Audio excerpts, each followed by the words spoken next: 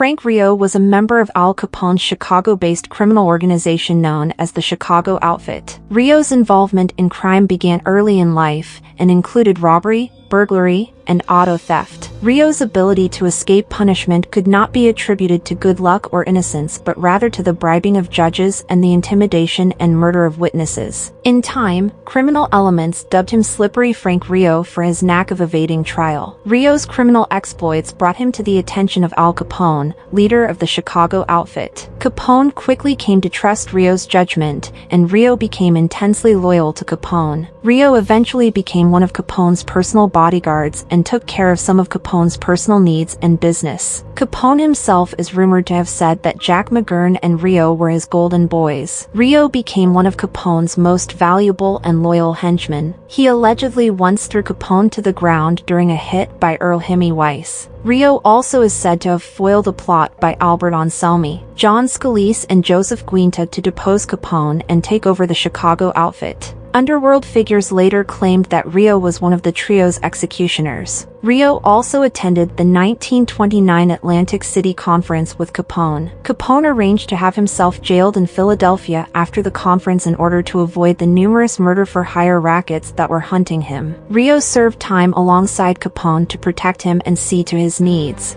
Rio was allegedly one of the few members of Capone's gang who understood the seriousness of the tax evasion charges made against Capone by the federal government in 1931. However, he was unable to convince Capone of this, and Capone was convicted and imprisoned. After Capone was sent to federal prison, Rio was considered as his successor. But Rio was opposed by many high-level mobsters in the organization. Many thought he had too little leadership experience. Several gangsters also accused Rio of having gone soft due to his years of high living he had enjoyed alongside Capone. Rio was eventually passed over in favor of another Capone hitman and lieutenant, Frank Nitti. Although Rio never left the Capone mob, his association with it dwindled over the next several years. In 1932, the Chicago Outfit sent Rio to New Jersey to offer the mob's assistance in helping Charles Lindbergh find his kidnapped baby son. His assistance was refused. Rio's health also began to deteriorate. He suffered from heart disease, which caused severe shortness of breath and physical weakness. Beginning in 1933, he rarely left his Oak Park home.